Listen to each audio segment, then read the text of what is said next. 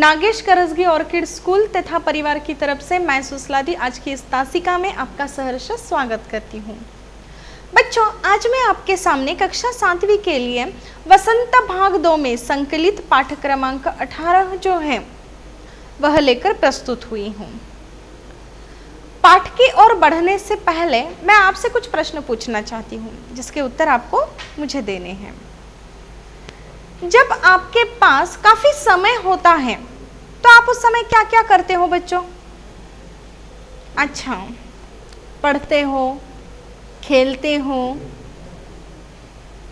अच्छा घूमने चले जाते हो, मूवी देखते हो अर्थात फिल्म देखते हो। अच्छा, मतलब आपके पास जब भी समय होता है तो आपको जो भी पसंद है वह कार्य करते हो। अच्छा ठीक है, जब आप खेलते हो तो कौन कौन से खेल खेलते हो बताइए जरा। अच्छा, तो आप क्रिकेट खेलते हो, फुटबॉल खेलते हो, वॉलीबॉल खेलते हो, हॉकी भी खेलते हो।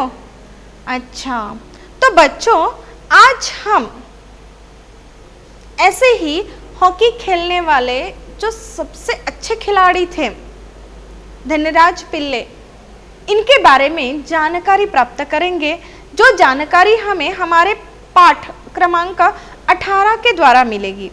तो आज के हमारे इस पाठ का नाम है संघर्ष के कारण मैं तुनुक मिजाज हो गया, धनराज। यह जो पाठ है, इस पाठ को विनीता पांडे जी ने लिखा है। तो बच्चों चलिए हम आज के हमारे इस पाठ की ओर बढ़ते हैं। संघर्ष के कारण मैं तुनुक मिजाज हो गया, धनराज। यह जो पाठ है, यह पाठ एक भेंट वार्ता है। इसमें हॉकी के प्रसिद्ध खिलाड़ी धनराज पिल्ले के व्यक्तित्व को विनीता पांडेय ने उभरने का प्रयत्न किया है। अर्थात यह जो पाठ है, यह पाठ एक भेंट वार्ता है, मुलाकात है, और इस भेंट वार्ता के द्वारा या इस भेंट वार्ता के जरिए विनीता पांडे जी जो है, इन्होंने हॉकी के जो प्रसिद्ध खिलाड़ी है धनराज पिल्ले, इनका जो व्यक्तित्व है उस व्यक्तित्व को उभरने का प्रयत्न किया है। उभरने का अर्थात हमारे सामने प्रदर्शित करने का प्रयत्न किया है। धनराज का व्यक्तित्व, अब सबसे प्रथम हम क्या देखेंगे कि यह जो धनराज पिल्ले हैं, इनका व्यक्तित्व किस प्रकार से है। धनराज बचपन में पुणे की तंग गलियों में रहते थे। बचपन बड़ी कठिनाइयों से बीता, क्योंकि पारिवारिक व आर्थिक मजबूरियां आड़े आती रही। अधिक पढ़ाई इन्होंने न की, केवल 10वीं तक ही पढ़े। ये स्वभाव से बड़े तुनुक मिजाज हैं, किसी को भी साफ स्पष्ट रूप में कोई भी बात कहने में हिचकिचाते नहीं। ये देखने में बहुत सुंदर नहीं है। अब देखिए धनराज का जो व्यक्तित्व है, धनराज अर्थात हॉकी के जो सबसे प्रसिद्ध खिलाड़ी है धनराज पिल्ले, इनके व्यक्तित्व के बारे में जब हम जानते हैं या जानने का प्रयास करते हैं तो हमें सबसे प्रथम विनीता पांडे जी ने यह बताया है कि धनराज बचपन से ही पुणे की तंग गलियों में रहते थे। यानी कि धनराज का बचपन कहाँ बीता है? पुणे में बीता है। ठीक है, तो पुणे में वह जिस स्थान पर रहते थे वहां की गलियों में, तंग गलियों में वहां रहा करते थे। यानी कि छोटे छोटे घर होते हैं ना, जो बिल्कुल एक दूसरे के करीब करीब चिपक चिपक कर होते हैं, बीच में से छोटा सा एक पगडंडी जैसा रास्ता होता है कि जिसको पार करने के लिए केवल एक या दो ही व्यक्ति उस रास्ते से जा सकते हैं। ऐसे ही जो पुणे की तंग गलियां हैं ना, इन तंग गलियों में धनराज का बचपन बीता है। बचपन उनका जो है वह काफी कठिनाइयों से बीता है। उनके बचपन में काफी सारी मुश्किलें, काफी सारी दिक्कतें आई थी। इन कठिनाइयों का, इन मुश्किलों का सामना करते हुए धनराज ने अपना बचपन बिताया था। उनकी जो पारिवारिक व आर्थिक मजबूरियां थी ना, वह उनके आड़े आती रही। धनराज का बचपन काफी कठिनाइयों से बीता। इसका कारण यह था कि उनकी पारिवारिक व जो आर्थिक मजबूरियां थी, यानी कि उनके परिवार की जो मुश्किलें थी, कुछ अड़चने थी, वह और आर्थिक मजबूरियां अर्थात पैसे को लेकर उनकी जो भी परिस्थिति थी वह काफी खराब थी। और इसी कारण पारिवारिक व आर्थिक मजबूरियों के कारण ही यह जो धनराज है इसका बचपन काफी कठिनाइयों से या काफी मुश्किलों में बीता था। अधिक पढ़ाई इन्होंने न की, केवल 10वीं तक ही पढ़े। अब देखिए यह जो धनराज जी है इन्होंने काफी पढ़ाई नहीं की थी। इनकी पढ़ाई केवल 10वीं तक ही हो पाई थी। 10वीं तक ही इन्होंने अपनी शिक्षा ग्रहण कर ली थी। इसका कारण उनकी पारिवारिक और आर्थिक मजबूरियां थी। धनराज का जो स्वभाव था वह बड़ा ही तुनुक मिजाज था। धनराज का स्वभाव कैसा था? बड़ा ही तुनुक मिजाज था। अब बच्चों, तुनुक मिजाज अर्थात क्या आपको पता है? नहीं, मैं बताती हूँ। पेंसिल लेकर आप बैठे हो ना अपनी पाठ्य पुस्तक के साथ, तो तुनुक मिजाज के नीचे पेंसिल से अधोरेखांकित कर लीजिए और उसका अर्थ लिख लीजिए। तुनुक मिजाज अर्थात छोटी छोटी बातों पर गुस्सा आ जाना, जैसे कि चिड़चिड़ा स्वभाव होता है ना हमारा, वह। तो यह जो धनराज है इनको छोटी छोटी बातों को लेकर काफी गुस्सा आ जाता था। इनका स्वभाव काफी चिड़चिड़ा सा बन गया था। किसी को भी धनराज साफ स्पष्ट रूप में कोई भी बात कहने में हिचकिचाते नहीं थे। यानी कि उनकी बात से सामने वाला क्या महसूस करेगा या सामने वाले को बुरा भी लग सकता है, इसके बारे में भी धनराज नहीं सोचते थे। वह किसी को भी क्या करते थे, साफ और स्पष्ट शब्दों में अपनी जो भी बात है वह बात कहकर सुना देते थे। बात करते समय वह सोच के समझ के बात नहीं करते थे। अगर किसी को बुरा भी लगे लेकिन वह जो भी बात है उनके दिल में वह क्या करते थे, बेझिझक कह डालते थे। धनराज जो है वह दिखने में काफी सुंदर नहीं थे। वह साधारण व्यक्ति थे। धनराज ने अपने जीवन में अपनी मां को अपनी प्रेरणा शक्ति माना था। जैसे कि हर एक व्यक्ति के जीवन में कोई ना कोई ऐसा व्यक्ति होता है कि जिसको लेकर हमें काफी सारी प्रेरणा मिलती है, जीने की उम्मीद मिलती है या आगे बढ़ने की शक्ति मिलती है। कोई भी हो सकता है वो, चाहे अपनी माँ हो, अपने पिता हो, अपने गुरुजन हो, हम अपने दोस्त हो, अपने भाई हो। ठीक उसी प्रकार यह जो धनराज है, इस धनराज ने अपने जीवन में अपनी माँ को अपनी प्रेरणा शक्ति माना था। उनकी माँ ही उनके लिए सब कुछ थी। उनका मानना है कि मेरी माँ ने सभी भाई बहनों को अच्छे संस्कार डाले हैं। धनराज का मानना क्या था कि उनकी माँ ने उनके सभी भाई बहनों को, धनराज अकेले थे क्या, नहीं, उनके जो भाई बहन थे उनके साथ धनराज समेत उनके माँ ने उनके जो भाई बहन हैं इनमें अच्छे संस्कार डाले हैं, ऐसा कहना या ऐसा मानना धनराज का था। और वे अपने आप को माँ का करीबी समझते थे। धनराज क्या समझता था? अपने आप को माँ के करीब समझते थे। अब देखिए, हम परिवार के साथ रहते हैं। माता पिता भाई बहन, आप परिवार का घटक हो। कुटुंब प्रमुख अपने माता पिता होते हैं। तो अपनी जो माँ होती है, पिताजी तो ठीक है कि वह नौकरी करने के लिए घर से काफ़ी समय तक बाहर रहते हैं, परंतु माँ जो होती है वह घर में रहती है। तो वह हम बच्चों में अच्छे संस्कार देने का कार्य करती है कि अच्छी बातें वह अपने बच्चों को सिखाती हैं। बुराई से हमेशा बच्चों को वह दूर लेकर जाती हैं। उसी प्रकार धनराज का मानना यह था कि उनकी जो माँ है, उनकी माँ ने सभी भाई बहनों में क्या किए हैं, अच्छे संस्कार डाले हैं। और धनराज जो है उन्हें ऐसा लगता है कि उनकी जो माँ है, उनकी माँ के करीब धनराज स्वयं है, उनके सिवा कोई उनके माँ के करीब नहीं है। धनराज ऐसा समझते थे कि वह उनके माँ के करीबी है, जैसे कि हमें भी लगता है कि अपनी जो माँ है, अपनी माँ को सबसे करीब हम है। माँ उतने लाड़ दुलार करती है ना हमारे, ठीक उसी प्रकार धनराज भी यह समझता था कि उसके माँ के करीब सिर्फ वही है। उनकी माँ ने ही उन्हें प्रेरणा दी कि प्रसिद्धि के साथ विनम्रता भी अनिवार्य है। उनकी माँ ने उन्हें क्या प्रेरणा दी कि ठीक है आपने प्रसिद्धि प्राप्त कर ली, परंतु अगर आपके अंदर विनम्रता नहीं है तो आपकी प्रसिद्धि किसी काम की नहीं है। तो माँ ने यह बात बताई कि विनम्रता के भी प्रसिद्धि के साथ आवश्यक है, अनिवार्य है। अब देखिए आप बड़े ओहदे पर पहुंच चुके हो, ठीक है, परंतु आप में संस्कार नहीं है, आपको बड़ों से बात करने की तमीज नहीं है, लहजा नहीं है, अदब नहीं है, तो आपके बड़प्पन का कोई फायदा है नहीं, क्योंकि कोई आपको अच्छा नहीं मानेगा। आप काफी मशहूर हो चुके हैं, प्रसिद्ध हो चुके हैं, लेकिन आप किसी को भी सम्मान के साथ आदर सहित बात नहीं करते हैं, कुछ फायदा है नहीं।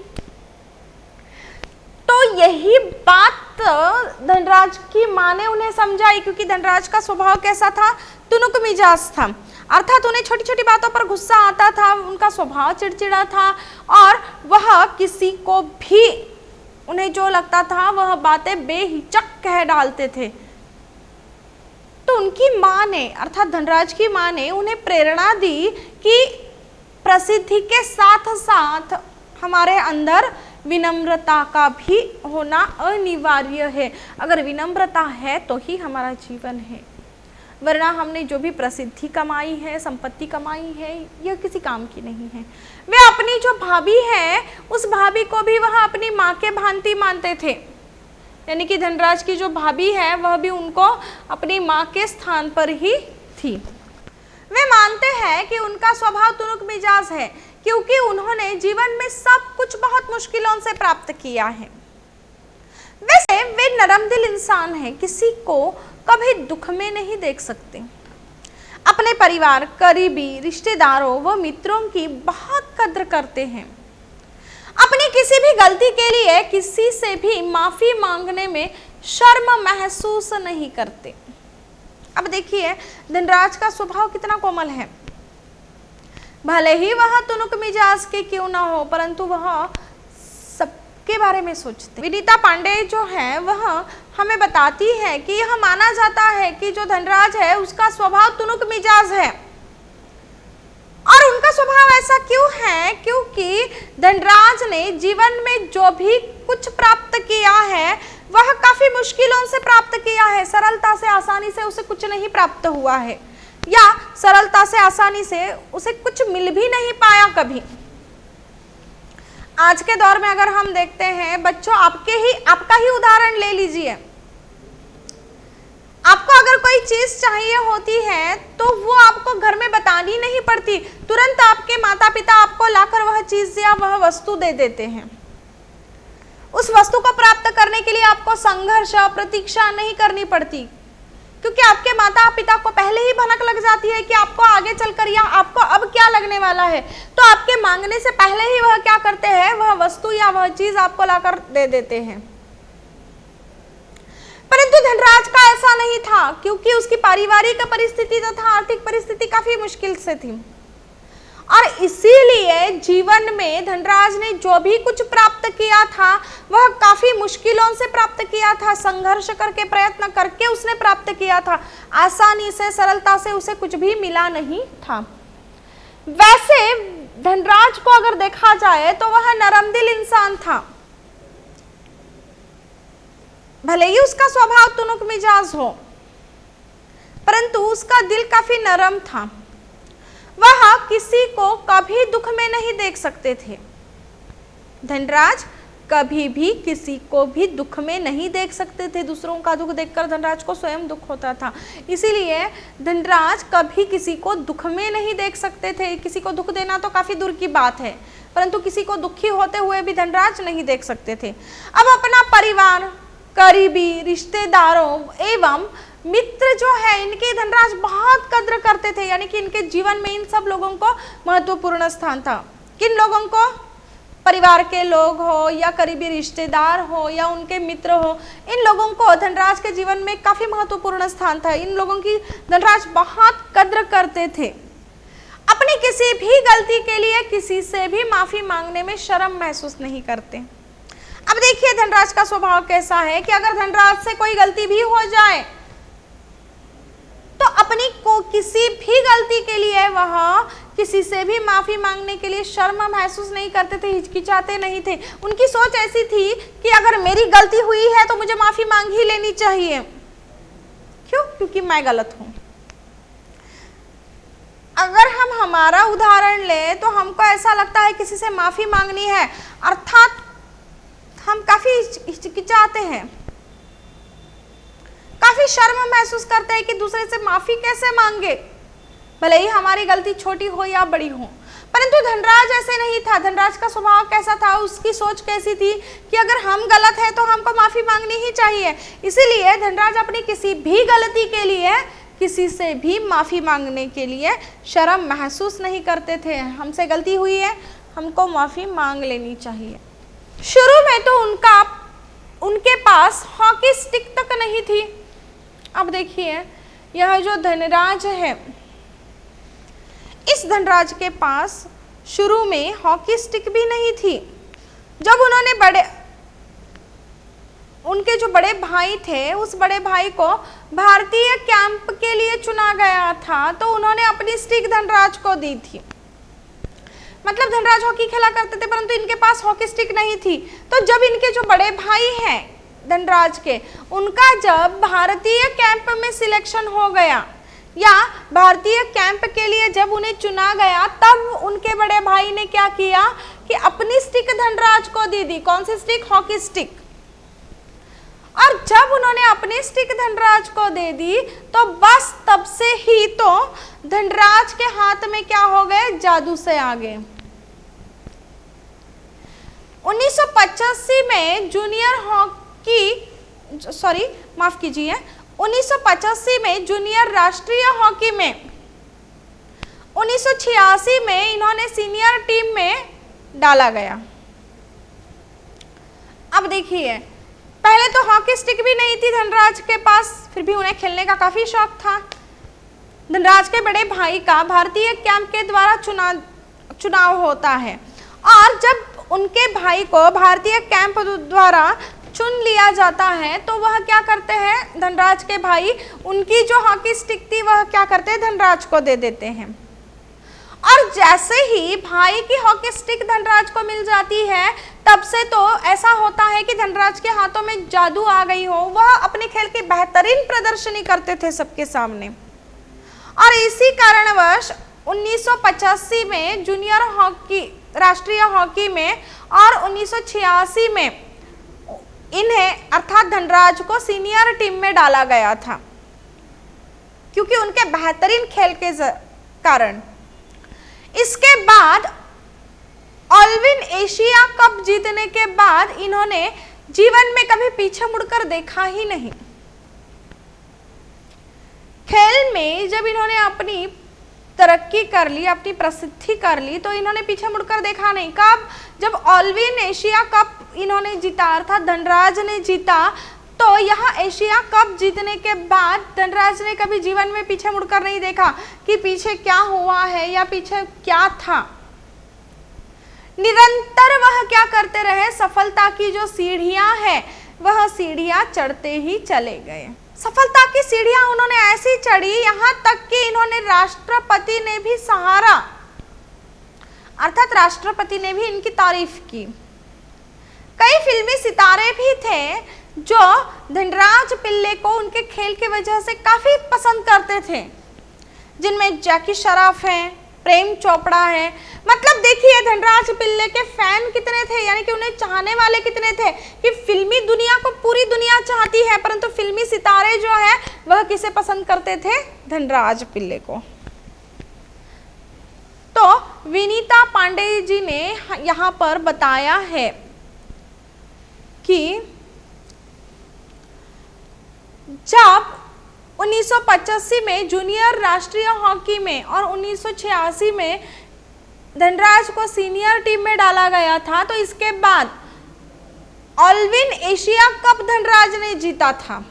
और इस ऑलविन एशिया कप जीतने के पश्चात धनराज ने कभी पीछे मुड़कर नहीं देखा कि क्या था, क्या हो गया। कभी उन्होंने अपनी जिंदगी में, अपने जीवन में पीछे मुड़कर नहीं देखा, अपना भूतकाल कभी उन्होंने नहीं देखा। निरंतर आगे भविष्य में वह क्या करते गए, सफलता की जो सीढ़ियां हैं वह चढ़ते गए, यानी कि हर कदम पर सफलता जो है उनकी कदम चूमते गई।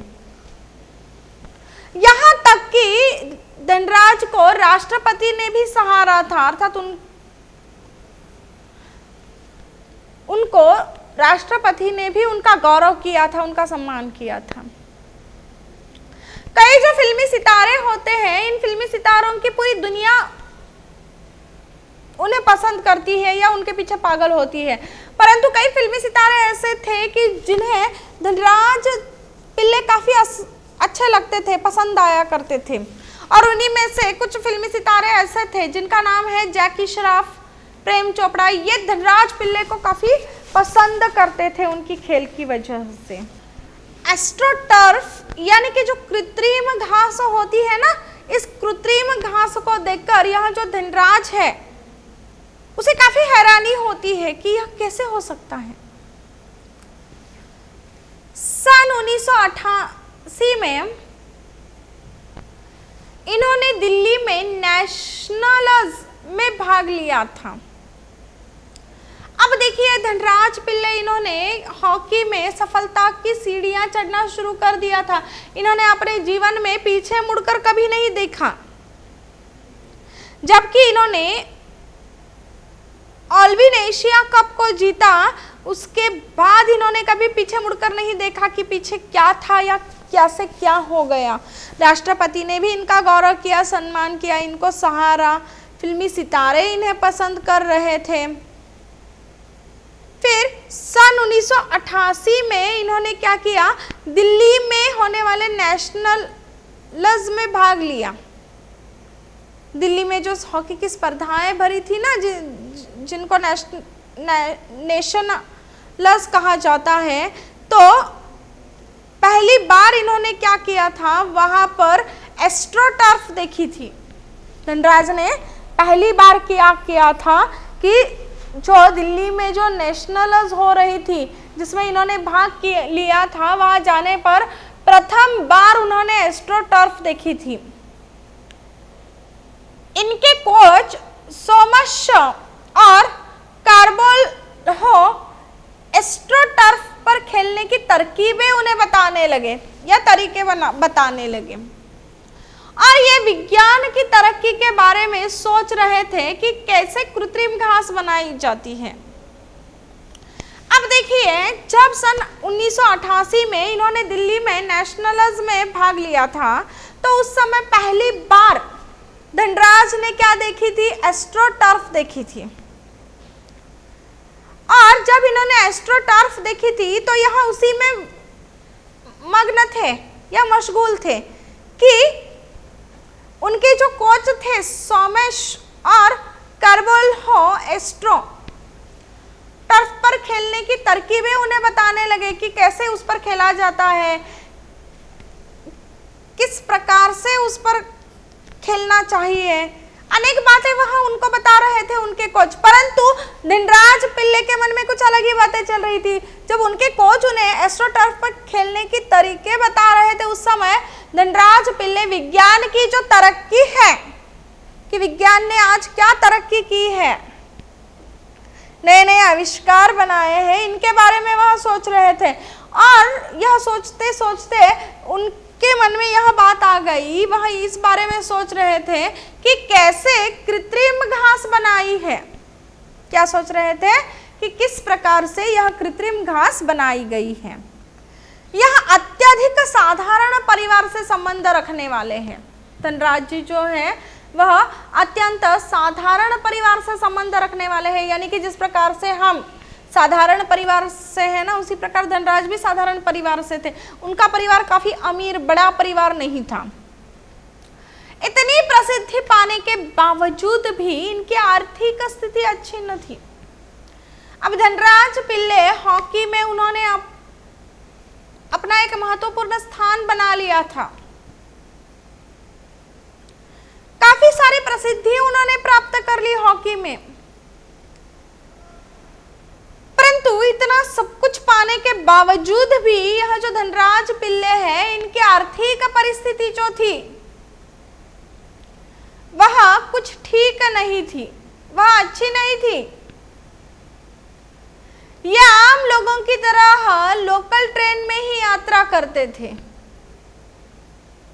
प्रसिद्धि प्राप्त कर ली है, पैसे आए हैं, इन सारी चीजों का कोई असर धनराज पिल्ले पर नहीं हो रहा था, नहीं होता था। आम लोग जिस प्रकार से लोकल ट्रेन में सफर करते थे, यात्रा करते थे, ठीक उसी प्रकार यह जो धनराज है वह भी क्या करता था कि अगर उसे एक जगह से दूसरी जगह जाना है, उसे यात्रा संपन्न करनी है, तो वह क्या करते थे,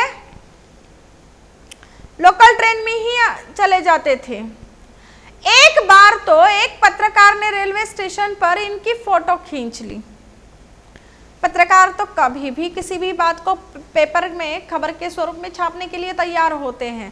तो उसी प्रकार एक दिन क्या हो गया कि एक बार तो एक पत्रकार था, उस पत्रकार ने क्या कर लिया, रेलवे स्टेशन पर ही धनराज की फोटो खींच ली और धनराज की फोटो खींचकर उसने क्या किया, समाचार पत्र में भी छाप दिया। हॉकी का सितारा पिल्ले अब भी मुंबई के लोकल ट्रेनों में सफर करता है। देखिए बच्चों, तो इस पत्रकार ने खबर क्या छापी उनकी फोटो के सहित कि हॉकी का सितारा पिल्ले अभी भी क्या करता है, मुंबई के लोकल ट्रेनों में सफर करता है। इन्हें शोहरत तो मिली लेकिन आर्थिक स्थिति मजबूत न बना पाए। अब इन्होंने क्या लिखा कि यह जो धनराज पिल्ले है, इसने शोहरत तो काफी कमा ली, शोहरत अर्थात प्रसिद्धि। तो इस धनराज ने शोहरत अर्थात प्रसिद्धि तो बहुत कमा ली। क्रमांक 1 का खिलाड़ी था वह हॉकी का, दुनिया भर में सब लोग धनराज को जानते थे, इतना धनराज प्रसिद्ध खिलाड़ी है हॉकी का। तो यह जो समाचार पत्र में खबर छापने वाला जो पत्रकार था, इसने खबर ऐसी छापी थी कि हॉकी का सितारा पिल्ले अभी भी मुंबई के लोकल ट्रेनों में सफर करता है। तो उन्होंने यहाँ लिखा था कि इन्होंने शोहरत तो कमा ली, इन्हें शोहरत तो बहुत मिल गई, लेकिन इनकी जो आर्थिक स्थिति है वह आर्थिक स्थिति मजबूत नहीं बना पाए ये लोग, यानी कि पैसे नहीं कमा पाए, इन्होंने सिर्फ क्या कमाई, शोहरत कमाई। और जहां तक कि घर और कार लेना भी इनके लिए मुश्किल रहा। अब देखिए, इनकी आर्थिक स्थिति ही ठीक नहीं है, तो ये घर और कार ले पाएंगे क्या, नहीं। तो इसीलिए उस पत्रकार ने कहा कि इन्होंने शोहरत तो बहुत कमा ली, लेकिन आर्थिक स्थिति जो है उस आर्थिक स्थिति को यह मजबूत न बना पाए। और जहां तक कि घर और कार लेना भी इनके लिए क्या था, मुश्किल था। इनके लिए क्या मुश्किल था, घर और कार लेना, यह सारी चीजें काफी मुश्किल थी।